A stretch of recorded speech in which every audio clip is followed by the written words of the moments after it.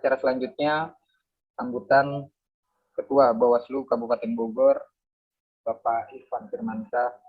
Kepadanya waktu yang 4. Cek, terdengar? Assalamualaikum warahmatullahi wabarakatuh. Waalaikumsalam warahmatullahi wabarakatuh. Alhamdulillahirrabbilalamin. Walaqibatul mustaqim wala udwana illa ala zolimin. Amma ba'du. Yang saya hormati rekan-rekan saya, komisioner Bawaslu Kabupaten Bogor, hadir lengkap, alhamdulillah. Pak Burhanuddin, Ibu Nautalia Apapio, Pak Haji Taufik Soeharto, dan Pak Ridwan Arifin yang punya hajat pada kegiatan malam hari ini. Yang kami hormati pimpinan kami, Ketua Bawaslu Provinsi Jawa Barat, Pak Abdullah, alhamdulillah sudah berkesempatan hadir, dan juga anggota Bawaslu Republik Indonesia, Bapak Rahmat Bagja, terima kasih atas waktunya. Dan saya atas nama Bawaslu Kabupaten Bogor menyampaikan selamat Pak Rahmat Bagja terpilih kembali menjadi anggota Bawaslu RI periode selanjutnya. Dan yang kami hormati kawan-kawan peserta dari partai politik peserta pemilu tahun 2019 di Kabupaten Bogor, rekan-rekan staf yang saya banggakan.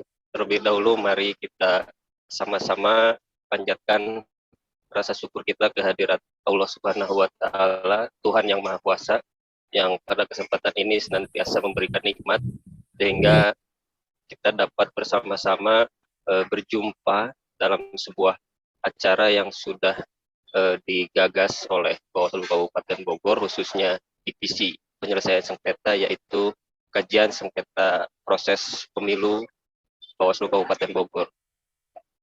Hadirin yang kami hormati, kegiatan KASEP ini adalah kegiatan yang kedua, dan yang pertama sudah dilaksanakan di akhir tahun 2021, yang mana pesertanya adalah masyarakat secara umum.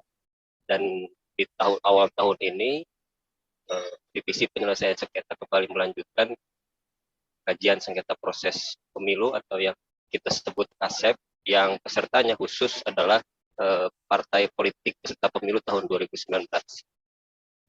Berdasarkan pengalaman pada saat pemilu tahun 2019, bahwa kami Bawaslu Kabupaten Bogor menangani permohonan penyelesaian sengketa proses itu sebanyak 5 permohonan. Dan dari 5 itu ternyata di Jawa Barat itu yang terbanyak. Nah, berdasarkan hal-hal tersebut, penting rasanya bagi kami Bawaslu Kabupaten Bogor untuk menyampaikan informasi terkait fungsi dan kewenangan kami dalam penyelesaian sengketa proses pemilu di Bawaslu Kabupaten Kota, yang mana akan bersinggungan langsung dengan kawan-kawan partai politik di tahun nanti 2024. Sehingga pada pelaksanaannya tentu kami berharap kawan-kawan partai politik dapat memahami dan mengetahui secara utuh bagaimana proses penyelesaian sengketa di Bawaslu Kabupaten Bogor, dan juga hak-hak kawan-kawan sebagai peserta pemilu dalam proses penyelesaian sengketa.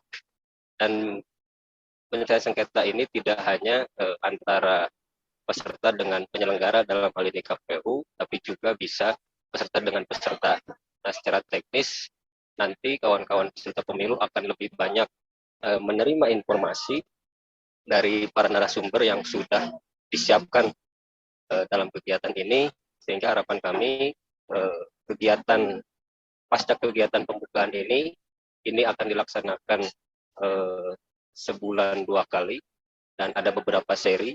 Harapannya tentu kawan-kawan peserta dari partai politik bisa mengikuti acara ini secara utuh. Itu mungkin sambutan dari saya. Terakhir saya ucapkan terima kasih secara khusus kepada divisi penyelesaian sengketa Bawaslu Kabupaten Bogor yang telah menggagas acara ini, dan juga kawan-kawan komisioner yang selalu mendukung kegiatan kita semua. Dan mohon sambutan dan arahan dari Ketua Bawaslu Provinsi Jawa Barat dan kepada Pak Rahmat Bagja untuk berkenan menyampaikan keynote speak sekaligus arahan kepada kami dalam kegiatan ASEP yang dibuka pada malam hari ini. Demikian, terima kasih dan mohon maaf apabila dalam penyelenggaraannya banyak kekurangan. Wabillahi taufiq wal hidayah. Wassalamualaikum warahmatullahi wabarakatuh. Waalaikumsalam warahmatullahi wabarakatuh. Baik, terima kasih Pak Irfan Firmansyah, Bawaslu Kabupaten Bogor. Untuk selanjutnya, mohon kepada Ketua Bawaslu Provinsi Jawa Barat, Bapak Abdullah Dahlan, memberikan sambutan serta arahan pada kegiatan pada malam hari ini. Padanya, kami persilakan. Baik, terima kasih moderator. Bismillahirrahmanirrahim. Assalamualaikum warahmatullahi wabarakatuh. Waalaikumsalam warahmatullahi wabarakatuh. Buat kita semua. Sampurasun. Alhamdulillahirrahmanirrahim. Wassalatu wassalamu ala asrafil anbiya wal mursalin wa ala alihi wa sahbihi ajmain amma ba'du. Yang terhormat pimpinan Bawaslu Republik Indonesia, pimpinan kami Bapak Rahmat Bagja, SH LLM. Beliau baru saja terpilih, betul tadi kata Kang Irfan, juga kita doakan dalam periode kedua ini tugas dan tanggung jawab makin besar, mudah-mudahan dimudahkan dan dilancarkan. Para pimpinan Bawaslu Kabupaten Bogor yang saya hormati, Ketua Kang Irfan tadi telah memberikan sambutan, Kang Ridwan selaku Koordinator Divisi Penyelesaian Sengketa, Kang Taufik, Koordinator Divisi Penanganan Pelanggaran, Teknau, Divisi Humas Hukum, dan Kang Burhan, ya, selaku Koordinator Divisi Pengawasan, serta Bu Kepala Sekretariat Bawaslu Kabupaten Bogor yang saya hormati. Yang saya hormati dan saya muliakan, senang sekali bisa silaturahmi kepada teman-teman dari partai politik. Saya lihat juga banyak hadir ini. Hatur nuhun teman-teman semua, terima kasih, ini kehormatan bagi kami. Bapak Ibu sekalian dari partai politik hadir di sini. Satu sebagai ajang silaturahmi, kedua juga pendalaman penguatan isu-isu kepemiluan kita menjelang pemilu 2024 ke depan. Teman-teman Bawaslu Kabupaten Kota di Jawa Barat yang juga bergabung maupun peserta yang hadir dalam forum ini. Pertama saya ingin mengucapkan terima kasih kepada Bawaslu Kabupaten Bogor dan apresiasi kami juga terhadap Bawaslu Kabupaten Bogor yang melakukan kegiatan kaset, mereka beri judul sebagai bagian dari proses pembelajaran sharing kaitan dengan proses penanganan penyelesaian sengketa proses di pemilu khususnya dalam kewenangan Bawaslu. Ini menarik karena dalam konteks pemilu saya kira pemilu dimaknai sebagai satu transisi kekuasaan, tetapi di sini rangkaian proses pemilu bisa dilihat dari dua hal, satu administratif pemilu, yang kedua juga pada aspek penegakan hukum pemilu. Dalam perkembangan kewenangan, Bawaslu memang meningkat dan diperkuat secara kelembagaan kewenangannya. Mungkin kalau dulu hanya sebagai fungsi pengawasan, tapi dalam perkembangan, dalam kewenangan Undang-Undang 7, maka kewenangan dalam penegakan hukum pemilu, maka aspek penguatan kewenangan di Bawaslu juga bertambah. Nah, kalau di pemilu saya kira ada dua hal mainstream yang ingin dibangun oleh Bawaslu. Satu, kaitan dengan pemilu, bagaimana menjamin hak pilih pemilih, atau right to vote. Nah, sehingga kita mengecek soal seberapa banyak DPT yang harus tervalidasi, terverifikasi, ya, untuk memastikan hak konstitusional pemilih juga terakomodir. Sisi lain, juga kami menjamin bagaimana hak kontestan dan melalui peserta pemilu juga tetap terjaga. Dan sampai kemudian tereduksi ketika mereka memiliki hak, kemudian atas keputusan yang tidak prosedural, dirugikan, maka dalam konteks hukum pemilu ada ruang pemulihan. Nah, disinilah kewenangan Bawaslu sebagai lembaga penyelesai penanganan pelanggaran administratif pemilu diberi mandat untuk menyelesaikan hal tersebut. Nah, banyak proses yang telah kami lakukan, ya, termasuk misal peserta pemilu yang mungkin atas putusan KPU dirugikan yang kemudian tidak terima, lalu mengajukan proses penyelesaian sengketa administratif ke Bawaslu dan kita selesaikan di situ. Nah, ini bagian dari ruang baru, saya kira dalam konteks pemilu kita dalam menjamin aspek kepastian dan penegakan hukum pemilu, dan juga menjamin hak konstitusional para kontestan pemilu. The right to be kandidatnya. Nah, ini yang juga fungsi kerja Bawaslu untuk menjamin hal tersebut. Kalau kita tarik pada relevansi isu update sekarang, kalau pemilu nanti sudah bisa dipastikan atas kesepakatan yang sudah dilakukan, pemilu serentak 2024 akan dilakukan di 14 Februari 2024, Pilgub maupun pemilihan bupati akan dilakukan di 27 November 2024. Nah, mengacu pada tahapan penetapan tanggal tersebut, maka di tahun 2022 sudah mulai berproses rangkaian tahapan yang ini juga berpotensi memunculkan sengketa prosesnya nanti. Kita proyeksikan kalau di tahun 2022 tahapan sudah mulai di bulan Juni, verifikasi partai politik akan dilakukan sekitar September ataupun Oktober. Kalau mengacu pada tahapan yang dilakukan usulan draft PKPU oleh ke DPR. Ya.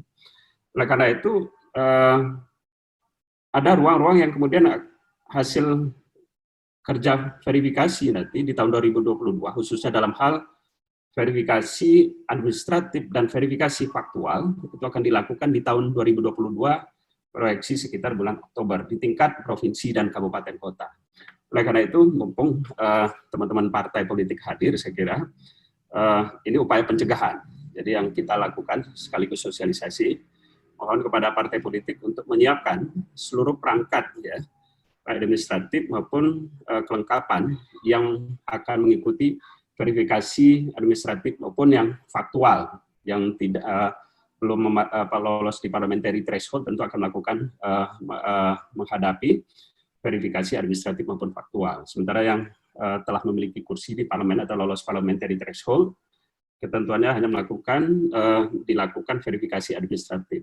Tetapi tidak menutup kemungkinan ketika prosedur mungkin ketika ada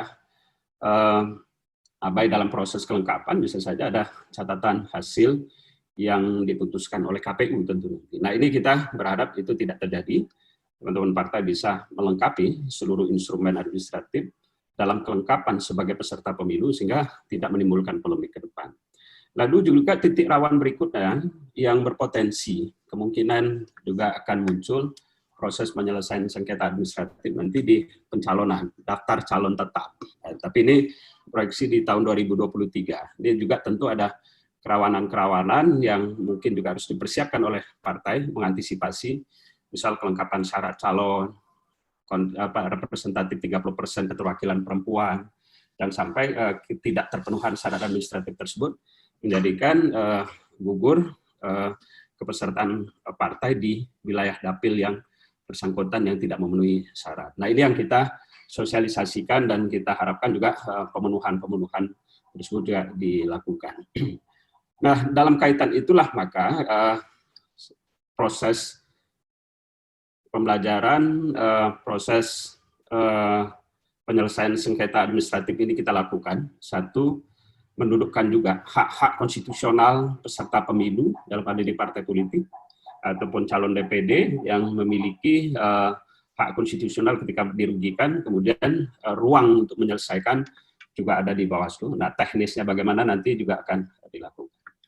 Nah, itu barangkali sebagai memperjelas tadi apa yang sudah disampaikan Kang Irfan, dan kami juga sangat senang sekali pimpinan kami Bapak Rahmat Bagja hadir di sini, nanti tentu akan lebih memperjelas kaidah proses sengketa proses pemilu, karena beliau sendiri sekarang sebagai koordinator divisi penyelesaian sengketa Bawaslu RI, tentu kita harapkan mampu nanti memberikan wacana-wacana update dan juga memberikan gambaran yang lebih spesifik dan bisa berbagi-bagi kita semua di sini dalam kaitan bagaimana ruang-ruang yang kemudian kita bisa maksimalkan dalam hal pencegahan, lalu ruang-ruang hak-hak konstitusional yang bisa digunakan oleh partai politik peserta pemilu, juga kaitan dengan kewenangan penyelesaian administratif pemilu di Bawaslu.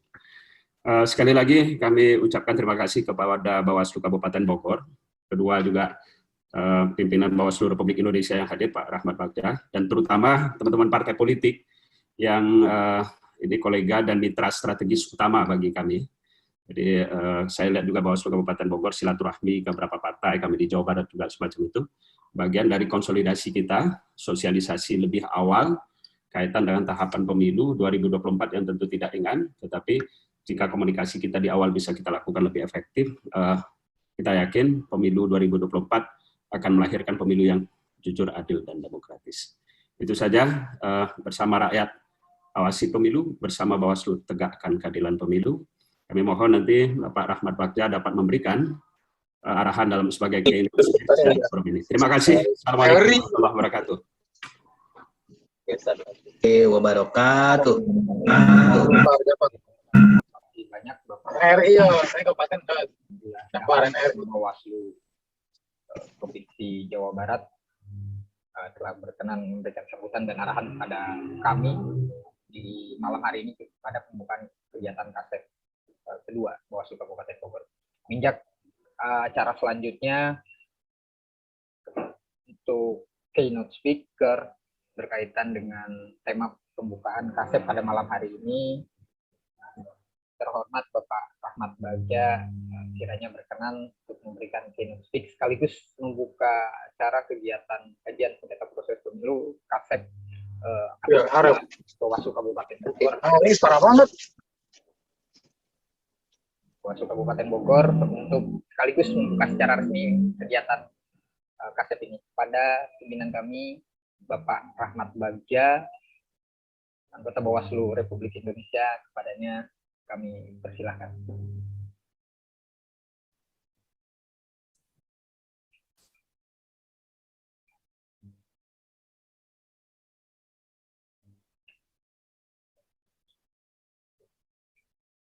Bismillahirrahmanirrahim. Kedengeran? Dengar Pak. Oke. Beneran. Siap. Bismillahirrahmanirrahim. Assalamualaikum warahmatullahi wabarakatuh. Warahmatullahi wabarakatuh. Alhamdulillahirrahmanirrahim. Wassalatu wassalamu ala asrofil anbiya'i wal mursalin wa ala alihi wa sahbihi ajma'in. Allahumma salli ala sayyidina Muhammad wa ala ali sayyidina Muhammad.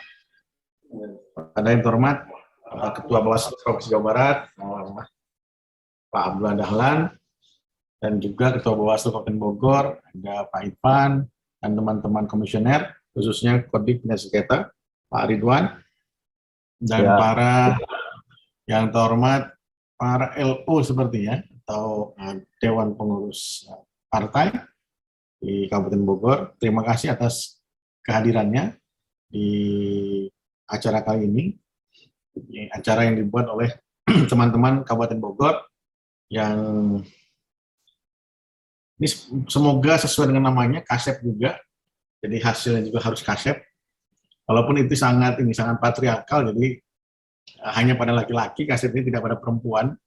Jadi protes aktivis perempuan biasanya dengan nama ini. Nah, teman-teman, para baik komisioner dan juga teman-teman partai, kali ini KASEP ya akan judul yang diberikan adalah masalah penyelesaian sengketa. Ini acara yang kedua ya yang dilakukan oleh teman-teman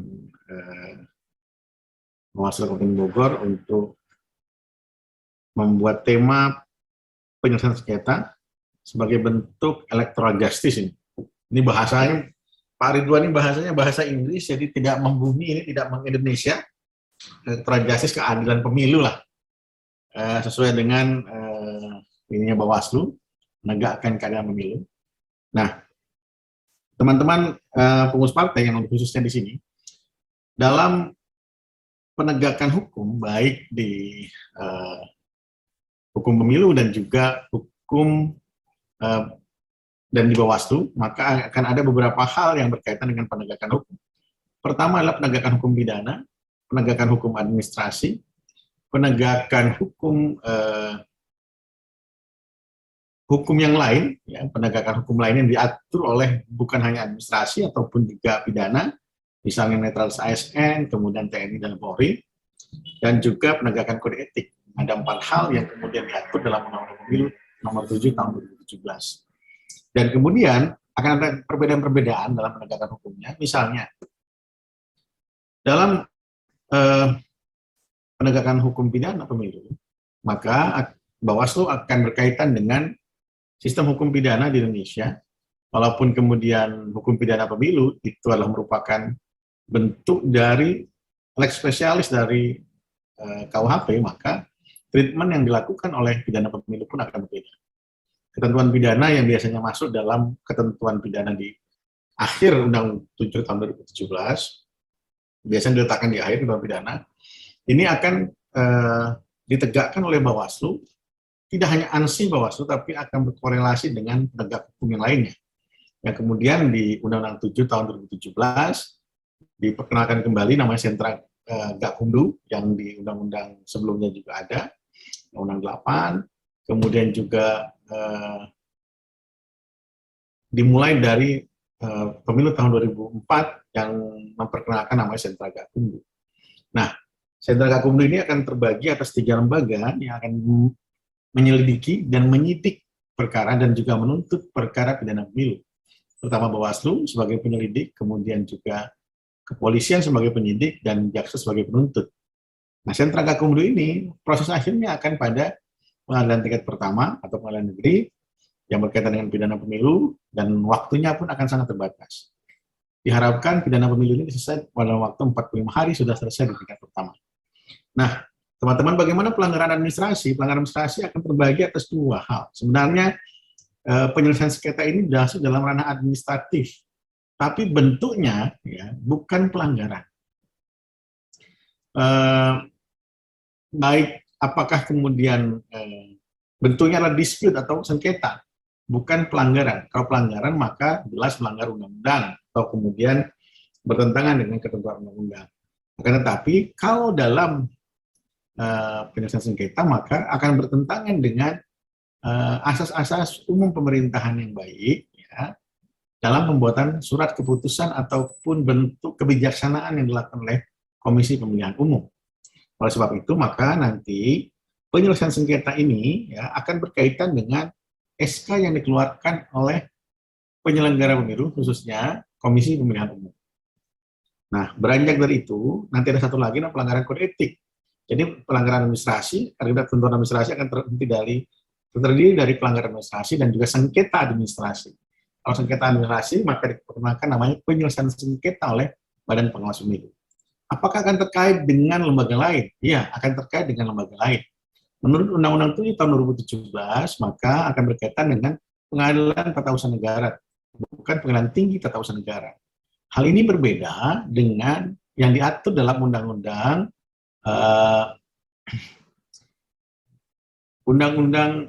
Pilkada yang mengatur bahwa bisa diajukan banding kepada Pengadilan Tinggi Tata Usaha, bisa diajukan banding kepada Pengadilan Tinggi Tata Usaha Negara. Jadi tidak melalui Pengadilan Tata Usaha Negara, akan tetapi keputusan atau putusan Badan Pengawas Pemilu itu bisa dibanding administrasi kepada Pengadilan Tinggi Tata Usaha Negara. Dan di Pilkada seperti ini, akan tetapi di Undang-Undang 7 digunakan Peradilan Tata Usaha Negara atau bukan pengadilan banding. Kalau dilihat dari konsep hukum administrasi atau hukum administrasi atau hukum acara peradilan tata usaha negara, maka yang lebih mendekati secara teoretik benar adalah menurut Undang-Undang Pilkada, yaitu dibanding administrasi. Karena Bawaslu adalah bentuk dari keberatan administratif. Begitu keberatan administrasi ditolak oleh si pembuat kebijakan ataupun juga dalam hal ini adalah Bawaslu, maka bisa diajukan banding kepada Pengadilan Tinggi Tata Usaha Negara. Nah, hal inilah yang berbeda. Nah, kalau di Undang-Undang 7 tahun 2017 akan diajukan bandingnya kepada Peradilan Tata Usaha Negara dan itu selesai. Ya, jadi tidak kemudian tidak ada upaya banding lagi. Inilah yang menarik dari Undang-Undang Pemilu yang sekarang. Oleh sebab itu, Undang-Undang 7 tahun 2017 ini tidak ada bandingnya atau kasasi tidak ada. Kalau di Pilkada akan ada kasasi ke Mahkamah Agung. Nah, dengan sebab itu maka kecepatan terhadap final and bindingnya akan lebih cepat pada Undang-Undang 7 tahun 2017 dan berbeda dengan Undang Pilkada. Nah, teman-teman, hal inilah yang merupakan keistimewaan dari Badan Pengawas Pemilu. Dan ini juga merupakan keistimewaan bagi peserta pemilu. Kenapa? Karena penyelesaian sengketa adalah suatu proses yang disediakan oleh undang-undang untuk memenuhi rasa keadilan para peserta pemilu jika merasa dirugikan oleh surat keputusan Komisi Pemilihan Umum yang berkaitan dengan apakah dia berkaitan dengan jadwal, tahapan, atau berkaitan juga dengan pencalonan, ataupun juga masalah pendaftaran partai politik. Nah, dengan hal inilah kemudian peserta pemilu itu diberikan jalan untuk menempuh proses keadilan melalui penyelesaian sengketa pada Badan Pengawas Pemilihan Umum. Nah, Badan Pengawas Pemilihan Umum kemudian akan melakukan proses pertama kali adalah melakukan verifikasi administratif terhadap proses permohonan. Maka di Badan Pengawas Pemilu dikenal sebagai verifikasi administrasi terhadap permohonan. Jadi jalan masuk kepada Badan Pengawas Pemilu adalah melalui permohonan. Apakah kami boleh mendaftarkan langsung? Dipersilahkan oleh Badan Pengawas Pemilu. Apakah bisa mengajukan online? Sudah disediakan kanalnya dalam permohonan online melalui sistem informasi penyelesaian sengketa pada Badan Pengawas Pemilu. Teman-teman peserta pemilu bisa mengakses hal ini, akan tetapi akses terhadap permohonan tidak dibuka. Kenapa tidak dibuka? Karena sekarang belum masuk tahapan dan juga belum masuk tahapan sengketa. Oleh sebab itu, aksesnya nanti akan dibuka pada tahun 2022 akhir yang akan menghadapi proses verifikasi pendaftaran partai politik peserta pemilu. Nah, yang menarik dalam SIPS ini, maka teman-teman akan diberikan email notifikasi bahwa permohonan diterima atau tidak. Nah, jika permohonan diverifikasi administrasi dan verifikasi material itu kemudian memenuhi ya, apa yang disyaratkan, maka bisa diberikan namanya nomor register dan nomor register perkara. Nomor register perkara inilah yang kemudian menentukan begitu perkara diregister, maka Badan Pengawas Pemilu mempunyai waktu 12 hari kerja untuk menyelesaikan semua proses sengketa yang diajukan permohonannya oleh peserta pemilu. Nah, kami punya 12 hari kerja. Nah, kemudian jika kemudian tidak bisa diregister karena syaratnya kurang, maka berkas permohonan ataupun permohonan akan diminta untuk diperbaiki selama 3 hari kerja. Selama 3 hari diharapkan para pemohon bisa memperbaiki permohonan sengketa kepada Bawaslu. Kemudian setelah diajukan kembali atas perbaikan selama 3 hari, maka jika memenuhi syarat, maka akan diberikan nomor register perkara. Jika tidak memenuhi syarat, maka perkara akan tidak bisa dilanjutkan. Dan ini juga akan diberitahukan kepada para pemohon. Nah, Bapak Ibu yang saya hormati, kemudian setelah diverifikasi, menurut Undang-Undang 7 tahun 2017, maka diberikan waktu 12 hari kerja. Nah, pada saat kami menjabat, maka kemudian kita tentukan dalam peraturan Bawaslu 2 hari untuk mediasi dan 2 hari untuk adjudikasi. Nah, inilah proses electoral justice yang diberikan. Mediasi adalah bentuk untuk penyelesaian sengketa yang diberikan kepada Bawaslu untuk membuat win-win solution terhadap permasalahan permohonan yang ada. Nah, diharapkan dengan tawaran-tawaran baik dari pemohon maupun termohon dan juga tawaran dari mediator, Bawaslu sebagai mediator pada saat itu, maka diharapkan perkara ini akan dicapai kesepakatan. Begitu kesepakatan dicapai dalam waktu 2 hari tersebut, maka permohonan itu akan dicatatkan dalam berita acara kesepakatan. Nah, berita acara kesepakatan inilah yang kemudian bisa diajukan langsung kemudian dijadikan inti atau pokok kesepakatan akan dijadikan pokok putusan atau amar putusan. Amar putusannya akan menentukan perkara diterima atau tidak. Perkara ini sudah dicapai kesepakatan A dan B, itu yang kemudian diputuskan oleh Badan Pengawas Pemilu. Jika tidak ada kata sepakat, maka dalam waktu 10 hari kerja setelah 22 hari, maka Bawaslu mempunyai waktu untuk melakukan adjudikasi. Adjudikasi sebenarnya adalah proses-proses pembuktian terhadap perkara yang ada dalam permohonan tersebut. Bapak Ibu yang saya hormati, Bapak Ibu pasti misalnya kecewa terhadap SK KPU. Tidak kemudian prosesnya harus mengerahkan massa, partai politik, ataupun kader-kader partai politik untuk mengajukan demonstrasi kepada KPU. Akan tetapi bisa ditempuh jalan yang sesuai dengan Undang-Undang 7 tahun 2017, yaitu melakukan proses bela sengketa. Dan jika tidak ada kata sepakat, maka dibentuklah namanya persidangan ataupun pembuktian adjudikasi. Dalam sidang adjudikasi tersebutlah kemudian proses pembuktian dilakukan. Nah, apakah yang dilakukan dalam proses adjudikasi, Bapak Ibu yang saya hormati, pada pertama kali maka pembacaan permohonan itu harus dilakukan oleh pemohon. Kemudian jawaban termohon, dan kemudian ada pembuktian. Apa itu pembuktian? Pembuktian adalah suatu proses untuk membuktikan jelasnya suatu perkara atau hubungan suatu permasalahan dengan permasalahan lain yang akan menjawab petitum atau membuktikan petitum yang disampaikan dalam permohonan ataupun jawaban dari termohon. Nah, inilah yang kemudian akan didengarkan. Pertama adalah keterangan saksi, kedua keterangan ahli jika ada, kemudian pembuktian oleh surat. Yang paling penting adalah SK-nya ada. Jangan sampai SK-nya tidak ada. Jadi Bapak Ibu ada kesalahan Bawaslu itu SK-nya tidak ada. Jika SK tidak ada, maka akan jadi persoalan sendiri. Kemudian ada surat, kemudian ada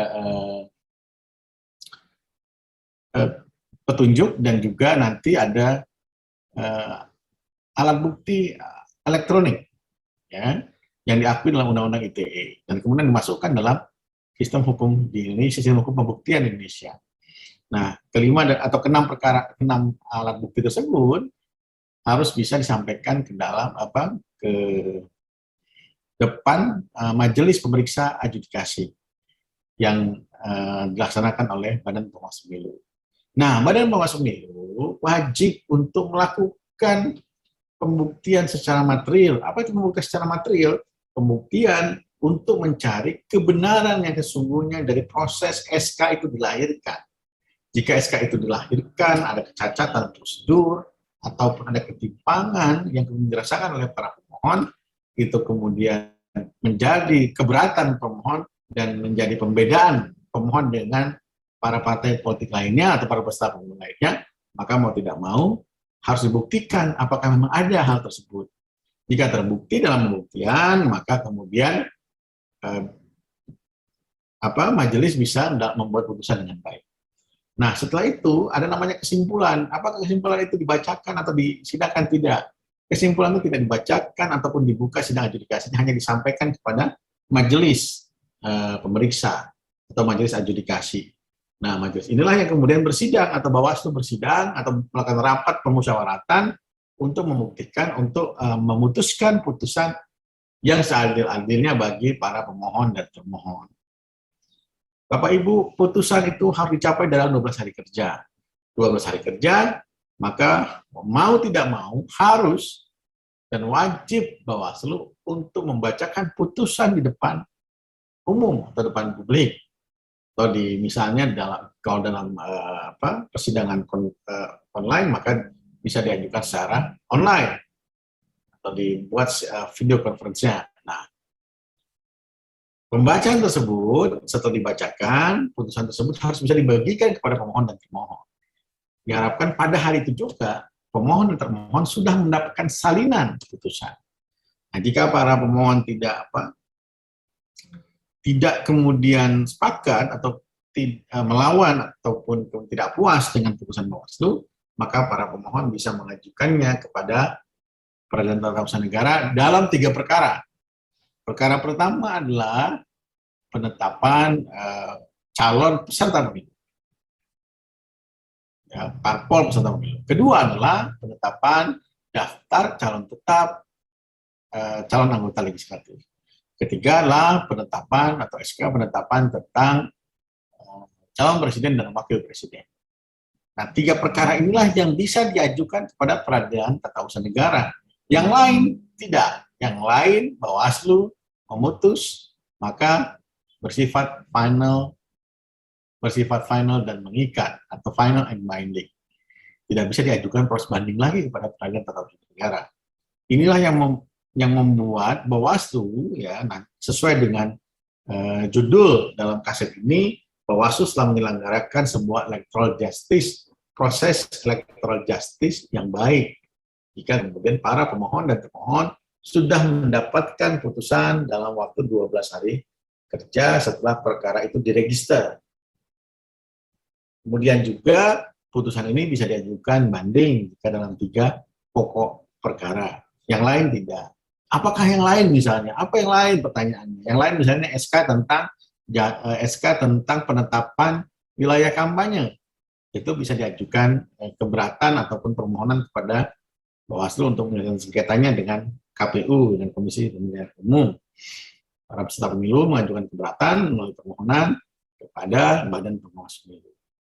Nah, hal-hal inilah yang kemudian menjadi perbedaan mendasar antara Undang-Undang 7 tahun 2017 dengan undang-undang sebelumnya, atau fungsi dan tugas Bawaslu periode 2017, 2022 dengan 2012 sampai 2017. Perbedaannya pada penyelesaian sengketa.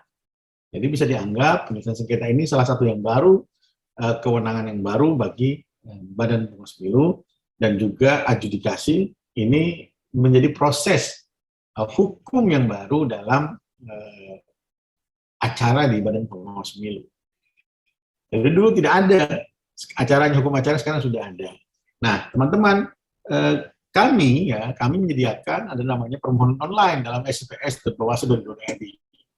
Teman-teman sekarang masih bisa mengakses sps.bawaslu.id dan bisa mengakses informasi tentang putusan dan juga bagaimana perkaranya dan siapa pemohonan dan siapa termohonnya. Sehingga kemudian teman-teman bisa melihat dan juga mengkritisi permohonan putusan-putusan dilakukan dari Bawaslu.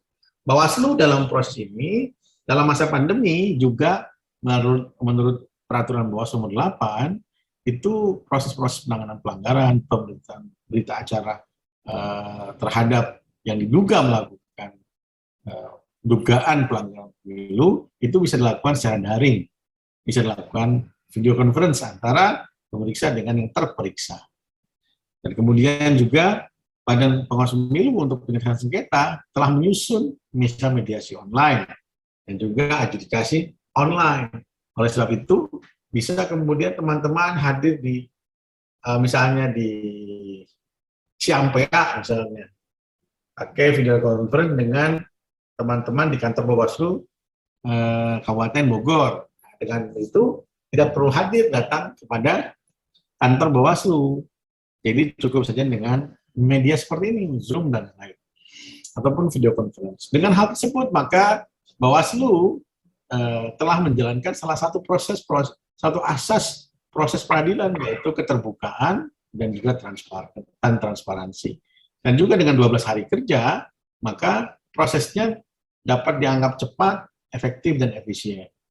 12 hari kerja sudah boleh memutus, sudah wajib untuk dilakukan putusan di Badan Pengawas Pemilu. Oleh sebab itu, maka teman-teman peserta pemilu ataupun teman-teman nanti para caleg yang kemudian dirugikan oleh SKKPU dapat melakukan permohonan terhadap Badan Pengawas Pemilu. Ataupun nanti pada saat kampanye misalnya ada pembagian area kampanye yang tidak seimbang menurut teman-teman bisa diajukan kepada Badan Pengawas Pemilu. Sehingga kemudian Badan Pengawas Pemilu bisa menetapkan putusan yang bisa menjawab keberatan teman-teman terhadap SKKPU tersebut. Nah, hal-hal inilah yang dilakukan oleh Badan Pengawas Pemilu pada saat ini. Kami harapkan dengan adanya perbincangan dengan teman-teman partai politik dapat dicapai kesepakatan di antara kita. Jika ada dispute di antara teman-teman partai politik dengan Komisi Pemilihan Umum, tidak usah kemudian melakukan aksi massa atau demonstrasi dan lain, cukup dengan mengajukan permohonan kepada Badan Pengawas Pemilu. Apalagi di saat pandemi seperti ini. Nah, teman-teman, hal inilah yang kemudian sampai sekarang kami harapkan bisa kita lakukan secara bersama-sama. Dan kami juga tidak mengharap permohonan sengketanya banyak. Kami harap juga sedikit, Kenapa sedikit? Berarti kami telah melakukan proses pencegahan dengan baik. Jadi ada kesepahaman antara misalnya partai politik, KPU, dan Bawaslu untuk melihat perkara-perkara ataupun gejala-gejala akan adanya permohonan penyelesaian sengketa kepada Badan Pengawas Pemilu. Jadi hal-hal yang bisa dibicarakan itu bisa didiskusikan dan kemudian capai kesepakatan bersama tanpa melakukan proses permohonan penyelesaian sengketa kepada Bawaslu. Itulah yang diamanatkan oleh undang-undang yang dimasukkan dengan pencegahan. Jadi kami juga tidak terlalu harus banyak perkara yang masuk, ya tidak. Akan tetapi juga kalau teman-teman ada keberatan dan tidak tersalurkan dan kemudian menjadi tidak ada kesepakatan di antara teman-teman dengan KPU, bisa diajukan keberatan atau permohonan kepada Badan Pengawas Pemilu. Hal inilah yang kami lakukan ya pada saat ini, dan semoga masih banyak perbaikan-perbaikan yang kami lakukan khususnya di tingkat kabupaten kota. Kenapa? Ruang sidangnya masih bermasalah, harus kita akui. Kemudian juga kadang-kadang internetnya naik turun, walaupun sekelas Kabupaten Bogor, kemungkinan naik turunnya ada. Nah, inilah yang kemudian masih dalam proses di Badan Pengawas Pemilu untuk dilakukan perbaikan. Dan kami harapkan masukan dan kritiknya terhadap Badan Pengawas Pemilu dalam proses-proses yang kami lakukan, baik penyelesaian sengketa ataupun kewenangan-kewenangan kami lainnya, misalnya pelanggaran administrasi dan lain. Kami harapkan kita bisa melakukan kolaborasi bersama. Nah, ada satu lagi yang dikenal namanya persengketaan antar peserta. Misalnya, ini karena persengketaan antar peserta masih aturan dalam undang-undangnya masih belum begitu jelas dan juga tidak terjelaskan dengan baik dalam undang-undang, sehingga kemudian Badan Pengawas Pemilu melalui peraturan Bawaslu menjelaskannya kembali apakah bentuknya. Jika misalnya teman-teman partai A dan partai B dalam masa kampanye itu ketemu dalam satu tempat yang seharusnya partai B yang tempat tersebut pada jam itu, terjadi dispute, masing-masing pihak itu saling mengklaim kebenarannya terhadap interpretasi jadwal yang dilakukan oleh KPU. Nah, teman-teman bisa menghubungi ataupun Panwasam jika ada saat itu, maka bersifat aktif untuk menyelesaikan sengketanya antara partai A dan partai B. Dipanggillah kemudian PPK ataupun Komisi Pemilihan Umum Daerah untuk menerjemahkan SK KPU siapa yang berhak di situ. Nah, oleh sebab itu kemudian dicapai kesepakatan dan misalnya partai B karena tidak berhak, kemudian segera kembali atau meninggalkan tempat kampanye. Nah, jika itu bisa terjadi, maka ketegangan-ketegangan yang tidak perlu ataupun friksi yang di lapangan pada saat kampanye tidak perlu dilakukan, itu bisa diselesaikan dengan baik. Inilah yang dimaksud dengan penyelesaian sengketa antar peserta. Nah, dan tempat penyelesaiannya bisa di mana saja, karena diberikan mandat kepada Panwascam untuk menyelesaikan sengketa antar peserta. Untuk apa? Karena Badan Pengawas Pemilu tidak mungkin juga hadir kabupaten kota yang 3-5 orang itu di semua tempat. Jika ada Badan Pengawas Pemilu, Badan Pengawas Pemilunya bertanggung jawab untuk melakukan proses-proses penyelesaian sengketa antar peserta. Nah, apakah terjadi di pemilu? Belum terjadi di pemilu tahun 2019. Ada yang terjadi namun tidak tercatat. Yang baru tercatat ada beberapa kasus, ada sekitar 10-15 kasus penyelesaian sengketa antar peserta pada pilkada di tahun 2020. Yang kemudian tercatat dengan baik oleh Badan Pengawas Pemilu. Nah, semoga nanti 2024 hal-hal yang ketegangan-ketegangan di lapangan pada saat kampanye bisa direduksi dengan adanya penyelesaian sengketa antar peserta. Dan inilah kami memohon kerjasamanya jika teman-teman membutuhkan konseling terhadap nanti kampanye, bagaimana kampanye, pemasangan alat peraga, dan lain-lain, maka diharapkan bisa menghubungi KPU dan Bawaslu. Kita bisa duduk bareng misalnya, ini alat peraganya kok bisa dicopot, masalahnya apa? Nah, kita bisa rundingan bareng. Kami harapkan tidak ada kemudian ketegangan antara penyelenggara dengan peserta pemilu. Penyelenggara pemilu adalah fasilitator terhadap para peserta pemilu. Karena kami anggap kampanye adalah masa kegembiraan masyarakat untuk melihat calon-calon wakil rakyatnya, dan sehingga kemudian tidak perlu ada ketegangan-ketegangan dalam masa kampanye antara penyelenggara dengan peserta. Oleh sebab itu, maka Bawaslu insya Allah hadir di dalamnya, sehingga teman-teman bisa melakukan konseling atau konsultasi dengan Bawaslu sebelum masalah praga dan lain-lain, ataupun dengan KPU. Kami secara kelembagaan berdua ini antara KPU dan Bawaslu akan memfasilitasi teman-teman melakukan kampanye dengan baik dan melakukan kampanye dengan gembira. Tidak ada kemudian alat peraga ini copot kemudian di mana? Nah, tempat-tempat mana yang akan dipasang, teman-teman yang dilarang dipasang. Itu bisa dilakukan konsultasi kepada Bawaslu jika kemudian ada interpretasi yang berbeda terhadap undang-undang. Demikian teman-teman, semoga dapat kemudian memberikan penjelasan awal nanti supaya ada kerja juga bagi teman-teman Bawaslu Kabupaten Kota untuk menjelaskan kembali secara lebih dalam kepada teman-teman di peserta pemilu, sehingga kemudian komunikasi antar Bawaslu Kabupaten dengan peserta pemilu akan semakin lebih baik. Dengan komunikasi lebih baik, kami harapkan maka pemilu tahun 2024, walaupun ada wacana penundaan dan lain, kami masih berharap bisa dilakukan pada 14 Februari tahun 2024 yang akan datang. Jadi dengan adanya hal seperti ini, sudah ada bentuk-bentuk komunikasi awal dan akan diteruskan dengan baik. Nanti misalnya kewajiban Irfan dan kawan-kawan, Pak Abdullah dan kawan-kawan untuk kemudian tetap melakukan pertemuan secara berkala dengan teman-teman partai politik peserta pemilu. Untuk apa? Untuk menjelaskan berbagai peraturan atau ada permasalahan teknis di lapangan yang kemudian teman-teman perlu penjelasan dari Bawaslu ataupun Komisi Pemilihan. Inilah yang kami harapkan bisa terjadi nanti di Juni 2022 yang akan datang, yang akan kalau tidak ada arah merintang, maka Juni akhir akan dimulai tahapan pemilihan umum tahun 2024 yang akan datang. Demikian, terima kasih. Semoga kita bisa menjalin komunikasi bersama, tetap dalam suasana riang gembira, suasana persaudaraan di antara kita bersama, walaupun nanti pasti ada ketegangan. Pemilu ini kompetisi, pasti ada tegangnya, nggak mungkin nggak. Tapi dengan komunikasi yang baik, ketegangan itu bisa diredusir dengan cepat dan tidak menjadi aral melintang ketika ada permasalahan-permasalahan yang kemungkinan akan kita hadapi.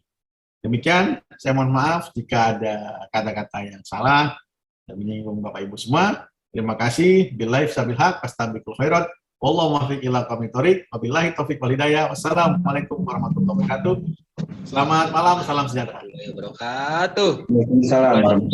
Baik, menginjak pada acara selanjutnya, arahan dan sambutan ininya ke selaku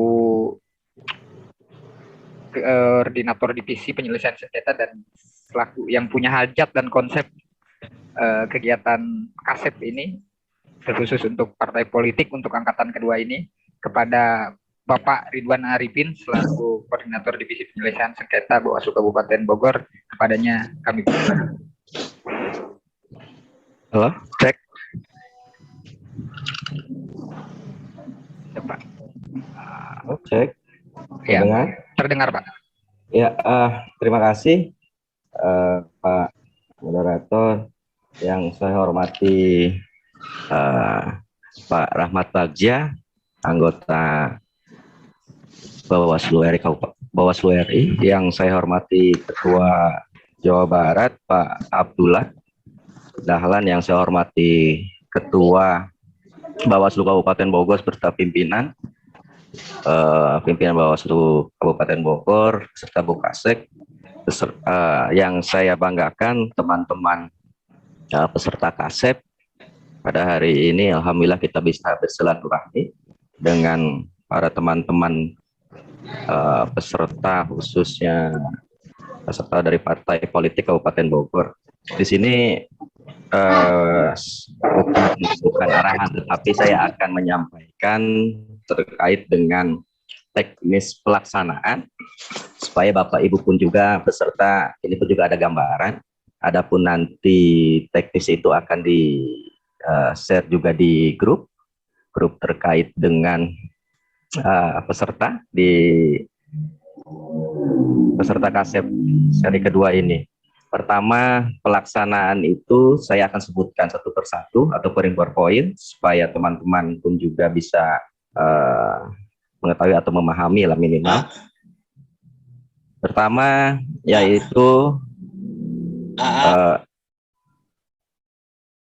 ya, bisa saya lanjutkan ya. Pertama, satu, lama kegiatan KASEP ini 6 minggu. 6 minggu ini 6 minggu, 6 kali pertemuan atau 6 sesi. Kedua, hari kajian atau kegiatan setiap hari Rabu, 2 kali sampai 3 kali pertemuan dalam 1 bulan. 3, kuliah atau kajian atau kegiatan dilaksanakan pada setiap hari Rabu, pukul 7 malam sampai pukul 9 malam.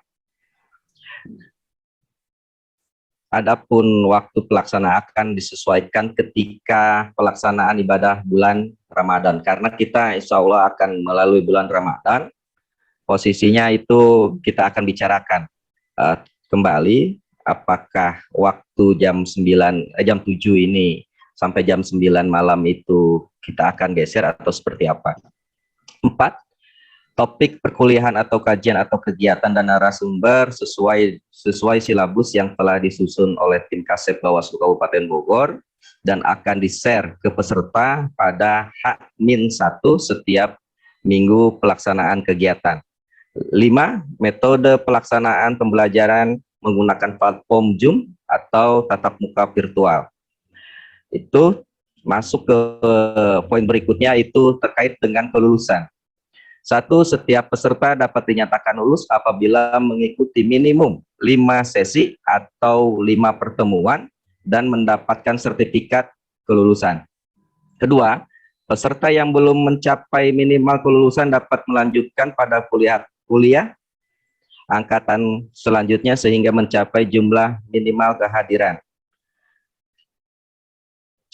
Beberapa catatan di atas dapat diubah sewaktu-waktu dan akan kami informasikan kepada peserta. Demikian informasi dari kami. Terima kasih atas perhatiannya dan selamat bergabung di kegiatan KASEP 2 Bawaslu Kabupaten Bogor.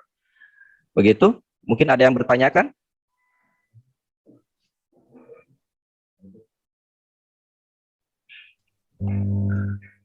Monggo Bapak-bapak peserta, barangkali ada yang akan ditanyakan berkaitan dengan teknis pelaksanaan, terutama di minggu depan.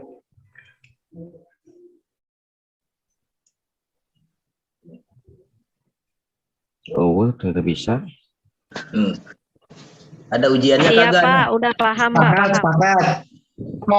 Saya mau nanya nih Pak. Boleh, boleh. Assalamualaikum warahmatullahi wabarakatuh. Waalaikumsalam. Saya Jamaluddin Mansur, SH dari Partai Golkar, Divisi Bidang Hukum Partai Golkar. Ya, Maksudnya silakan. KASEP 1 dan KASEP 2 itu apa ya Pak? Saya kan ini baru KASEP sesi 2. Maksudnya sesi 1 itu gimana? Terus apakah nanti ada sesi ketiga lagi atau memang platform ini dijadikan momen untuk per 3 bulan sekali atau bagaimana begitu Pak? Lebih jelasnya, terima kasih. Oke. Kita pertanyaannya ringan dulu, karena belum begitu berat. Matur nuwun Kang, matur nuwun. Sami-sami. Assalamualaikum warahmatullahi Mantap Kang. Salam. Saya jawab satu-satu ya. Baik, untuk kenapa ada KASEP 2 dan KASEP 1? KASEP 2 waktu itu kita melakukannya KASEP pertama itu kita melakukan di tahun 2000 yang kemarin Pak. 2001. Nah, di KASEP pertama itu kita mengadakan acara tersebut hampir kurang lebih 6 bulan. Dengan posisinya tiap pertemuan itu 9 kali tambah penutupan hampir 11 kali lah pertemuan. Dan pesertanya itu sifatnya adalah umum. Itu situ ada mahasiswa kan gitu. Itu ada beberapa teman-teman dari lawyer pun juga kemarin pun juga ikut kan kayak gitu. Mantan-mantan Panwasjam ad hoc itu pun juga mengikuti. Karena kenapa kami waktu itu mengadakan seri pertama itu adalah untuk pada posisi sifatnya adalah umum. Karena merujuk kepada pesertanya pun juga adalah umum.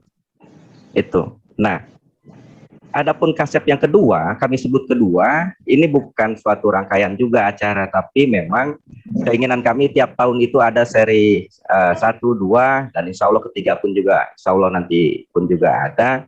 Dan KASEP yang kedua ini kami lebih khususkan kepada teman-teman peserta partai politik. dan jumlahnya pun juga pertemuan itu tidak terlalu banyak. Kalau tidak salah ada 4 kali pertemuan ditambah pembukaan dan penutupan itu sekitar 6 kali pertemuan.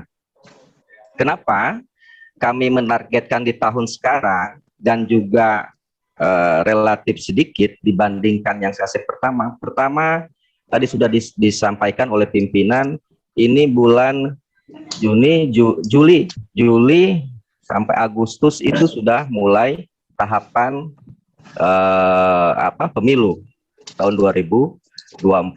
Jadi harapan kami sebelum ke tahapan itu sudah selesai KASEP kedua ini. Dengan titik beratnya adalah kita langsung ke teknis yang perlu kami sampaikan ke teman-teman peserta nanti menjadi minimal menjadi wawasan, jangan sampai ke depan bahwa teman-teman peserta pemilu pun juga tidak terlalu kerepotan nanti dalam hal menyikapi sengketa proses pemilu ini. Itu harapannya, Pak. Kenapa ada seri 1, 2. Yang membedakan adalah itunya, peserta dengan materinya. Ada lagi? Assalamualaikum warahmatullahi wabarakatuh. Waalaikumsalam warahmatullahi wabarakatuh. Yang pertama, tadi yang disampaikan oleh Bawaslu RI lebih menjelaskan terkait dengan pelanggaran-pelanggaran yang sifatnya administrasi. Nah, sedangkan kita tahu bahwa pemilu itu pelanggarannya bukan sifatnya administrasi saja, tetapi banyak hal yang sifatnya lebih kepada pidananya. Seperti banyaknya serangan fajar mungkin ya, termasuk banyaknya penyobekan atribut peserta pemilu. Nah, tadi mungkin yang belum disampaikan oleh Bawaslu dan teman-teman Bawaslu di kabupaten adalah teknik penanganan dan teknik pelaporannya itu semacam apa ketika ada katakanlah pelanggaran yang sifatnya pidana. Itu yang pertama. Yang kedua, kami sebagai peserta daripada pemilu, wabil khusus kami dari divisi hukumnya, ketiga, kita juga minta komitmennya kepada teman-teman Bawaslu, karena kalau kita berbicara konteks pengalaman pemilu yang sebelum-sebelumnya, terkadang Bawaslu itu di sisi lain sebagai wasit, di sisi lain sebagai adjudikasi, tetapi di sisi lain pun peserta pemilu itu kerepotan oleh laporan-laporan yang disampaikan oleh Bawaslu itu sendiri. Apalagi laporan oleh Bawaslu itu pasti akurat. Masalah pelapornya siapa, terlapornya siapa, TKP-nya di mana, itu akurat karena dia mengetahui terkait agenda-agenda daripada pemilu kita. Nah, kita pun minta komitmen kepada Bawaslu. Jadi jangan sampai fungsi yang sudah ditambah oleh Undang-Undang 7 2017 itu dimanfaatkan juga sebagai untuk mencari dan mengorek peserta-peserta daripada pemilu. Itu yang diharapkan oleh kami. Itu aja poinnya, Pak Ridwan. Assalamualaikum warahmatullahi wabarakatuh. Waalaikumsalam, Pak Rosadi. Tambahan. Siap. Nah, saya Solahuddin nih dari Partai Demokrat. Tadi yang disampaikan Pak Rosadi cukup menarik. Hanya kan yang jadi persoalan yang disampaikan Pak Rosadi itu kan tidak langsung oleh si pelaku, dalam hal ini si caleg atau si apanya lah gitu, tapi oleh orang-orangnya. Yang terjadi selama ini bagaimana penanganan seperti itu? Karena dengan kasat mata mereka justru yang menjadi pelaku. Nah, ketika sampai di Gakumdu ini biasanya malah jadi ejakulasi dini nih. Jadi malah tidak terproses, bahkan tidak diproses. Mohon arahannya. Terima kasih. Oke, Pak Rosadi dan Pak Solahuddin hampir sama lah. Nah, memang kalau di acara kaset ini kita lebih kepada posisinya adalah penyelesaian sengketa prosesnya, Pak. Gitu. Nah, adapun tadi yang Bapak bilang terkait dengan penanganan pidananya itu masuk ke divisi HPP. Itu penindak pelanggaran lah. Situ masuk. Dan ada beberapa hal juga yang saya informasikan di sini, yang ingin saya informasikan. Nanti divisi penanganan pelanggaran pun juga akan melakukan kajian hampir mirip seperti ini. Sebenarnya kita inginnya tatap muka, cuman memang kondisinya tidak berpihak untuk melakukan tatap muka untuk saat ini, tapi tidak jadi masalah lah. Saya akan sedikit ngasih gambaran terkait dengan komitmen Bawaslu komitmen Bawaslu terkait dengan temuan Bawaslu, mungkin itu ya. Yang jelas bahwa kami melaksanakan komitmen itu insya Allah sesuai dengan peraturan yang ada. Itu satu. Terus terkait dengan penanganan pidana, memang kita sama-sama tahu untuk kasus pidana ini kami tidak bisa bekerja sendirian. Tadi disebut juga sama Bapak Solahuddin terkait dengan penanganan pelanggaran pidana, khususnya itu ada Sentra Gakumdu, kan kayak gitu. Nah, memang barang pidana ini kedepannya itu tidak bisa, ini hanya posisinya Bawaslu tentu di dalam kajiannya itu melibatkan polisi dengan kejaksaan. Nah, adapun putusannya seperti apa, masing-masing lembaga itu mempunyai pandangannya tersendiri, adapun pandangannya nanti diplenokan. Nah, hasilnya apapun juga, itu yang akan kami sampaikan hasil pleno Gakumdu tersebut. Begitu Pak, terkait dengan itu pidana. Tetapi untuk pelanggaran administrasi, itu wewenangnya ada di kami secara full lah. Tapi untuk pidana, ini harus melibatkan dua lembaga yang lain, antara kejaksaan dengan kepolisian. Nah, untuk lebih lanjutnya, mungkin Bapak, Ibu sekalian, dalam waktu dekat pun juga akan diundang oleh Bawaslu, dalam hal ini divisi penanganan pelanggaran terkait dengan beberapa hal yang tadi disampaikan itu akan dibahas di grup tersebut. Kita di KASEP ini hanya pada posisi fokusnya itu kepada penanganan sengketa proses, Bapak Ibu. Gitu. Siap, Bang. Oke, ada lagi? Interupsi, Rosen dari PDI Perjuangan. Oke, Bang Rosen. Interupsi. Siap. Terima kasih, selamat malam. Malam. Oke, kalau memang untuk proses di pengadilan, ya itu Bawaslu mempunyai peranan yang sangat besar. Siapa? Kita kalau misalnya untuk pidananya tentu ya kita nggak bisa masuk, Bawaslu bukan wilayahnya di sana, itu betul. Tapi prosesnya bagaimana Bawaslu bisa menindaklanjuti ini sampai tuntas, jangan di tengah jalan, jangan ada lagi yang namanya perdamaian. Ya, bicara damai lah. Itu satu. Yang kedua, sosialisasikan kepada bukan partai yang bermasalah, tapi kepada seluruh partai, kepada seluruh masyarakat.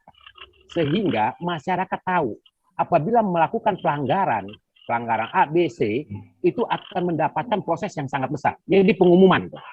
Ya, jadi bicara ke media. Kita bicara juga dengan cara ini saya bilang ini adalah hukuman psikologi. Ya. Kalau kata orang mempermalukan. Nah, ini supaya tidak terulang-ulang. Karena kasus 2014, 2019 itu stop, rata-rata damai. 2014 kemarin dengan Sukajaya, oke, proses ke pengadilan.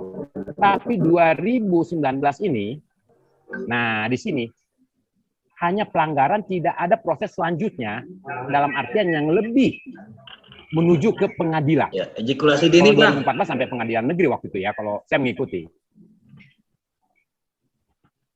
Prinsip alat bukti itu bahwa alat bukti yang digunakan pada kejadian itu harus disampaikan di pengadilan. Nah, teman-teman yang terima politik uang, itu uangnya sudah dibelikan makanan, kemudian diganti dengan uangnya dia, itu nggak bisa di pengadilan. Di sentra Gakumdu nanti ditolak sama polisi. Ini banyak kejadian kayak gini. Lalu Nanti Akang Soleh, Akang Denny kasih tahu kepada kadernya, uangnya jangan dibelanjakan. Uang itu pada hari ini dipoto langsung. Habis putus sih. Permasalahannya kalau perut berbeda, Bang. Kalau berbeda itu bahaya. Baik, Bang. Bang Rosen masih ada? Habis kota Bang Rosen. Bang Rosen habis kota ya. Kang Ridwan, Siap. Kang Ridwan. Ya. Assalamualaikum warahmatullahi wabarakatuh. Waalaikumsalam. Saya Ardan dari Partai Demokrat. Siap. Teman-teman tadi semua masukannya itu mungkin pada tahap nanti mungkin pembahasan materi ya. Lebih detailnya mungkin seperti itu. Karena ini baru pembukaan, tolong teman-teman Bawaslu, karena ini sifatnya kajian, mohon kiranya membuat satu silabus materi, kira-kira pertemuan pertama itu materinya apa, goalnya apa, artinya goalnya para peserta ini memahami materi tersebut. Misalkan tahap pertama materinya memahami proses administrasi verifikasi, ini contoh saya contoh. Nah minimal goalnya itu kita semua di dalam materi ini memahami apa itu verifikasi. Nah, kalau bisa disertakan dengan aturannya. Nah mungkin saya minta teman-teman Bawaslu, terutama panitia, membuat materi seperti itu, silabus materinya lah. Jadi ketika di akhir materi pertama dan seterusnya, kita semua jadi tahu apa sih goalnya ini. Dan kalau kita sudah tahu goalnya, minimal kalau tidak memahami pada materi itu, kita bisa mengajukan pertanyaan yang berkaitan dengan goal tersebut. Terima kasih Kang Ridwan. Nah, terkait dengan masukan Bapak tadi bahwa itu kami sudah buat, tinggal kami share di grup. Apa misalkan goalnya, materi apa goalnya segala macam. Memang di forum ini kita bicara hanya pada posisi sengketa proses pemilu. Tadi yang Bapak Ibu sampaikan terkait dengan tindak pidana itu ada forumnya lebih khusus lah. Nanti pun juga insya Allah divisi penanganan pelanggaran Haji Taufik itu juga akan membuat acara namanya itu podium. Nanti yang akan disampaikan oleh Pak Haji Taufik lah di pertemuan ke depan. Karena posisinya saya khususnya dan juga panitia ingin selesai terkait dengan mengupas sengketa proses pemilu ini, karena ini akan berdekatan dengan tahapan yang awal-awal ini yang rentan bahwa ini adalah core-nya divisi sengketa proses pemilu. Begitu Bapak Ibu sekalian. Siap Kang Ridwan. Ada masukan lagi Kang Ridwan? Ya, terkait dengan pulsa, saya langsung respon ini. Ingat, lihat muka Bapak kan saya jadi ingat.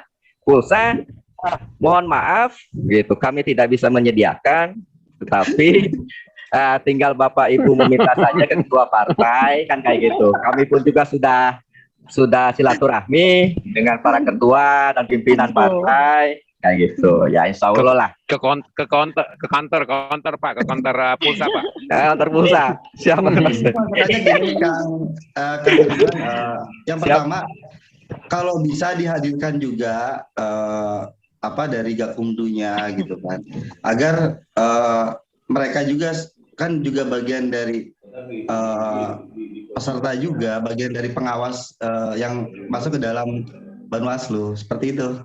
Siap. Gakumdu, punten Pak, kalau terkait dengan sengketa proses pemilu itu tidak ada Gakumdu. Nah, di kajian ini nanti di Kang Haji Taufik kemungkinan besar itu Gakumdu ada dan pemateri Gakumdu juga ada. Kan kayak gitu. Memang benar apa Bapak yang bilang bahwa terkait dengan kewenangan kita di pidana, itu kan, itu kewenangannya tidak full kita karena ada teman-teman dari Gakumdu yang mempunyai hak untuk mengkaji kajian bersama keputusannya juga. Begitu. Tidak ada juga apa tadi bahasanya itu hilang atau apa kan kayak gitu. Nah, terkadang kita akan bahas di sini persyaratan formil dan materinya seperti apa. Oke, kita akan teknis nanti per materi saja. Jadi supaya enak kita kajiannya, kita per materi, kita kajian segala macam. Inti bocorannya adalah bagaimana mengajukan proses sengketa pemilu kita seperti apa, persyaratan formil materialnya seperti apa, tenggang waktu sudah disampaikan tadi seperti apa, SIPS seperti apa, menyusun terkait dengan permohonan pun juga kami akan bahas di sini. Jadi ini teknis sekali sehingga kami memohon kerjasamanya kepada Bapak Ibu untuk bersama-sama kita menambah hasanah kepemiluan terkait dengan di KASEP ini. Mungkin itu Bapak Ibu, terima kasih. Nanti aja kalau ada pertanyaan lagi di sesi berikutnya. Terima kasih banyak atas kehadirannya. Terima kasih Pak Rahmat Bagja, Pak Abdullah dan Pak Ketua dan teman-teman pimpinan Kabupaten Bogor, Bu Kasek pun juga. Terima kasih banyak atas waktunya. Akhir dari saya, billahi taufik wal hidayah. Wassalamualaikum warahmatullahi wabarakatuh. Waalaikumsalam.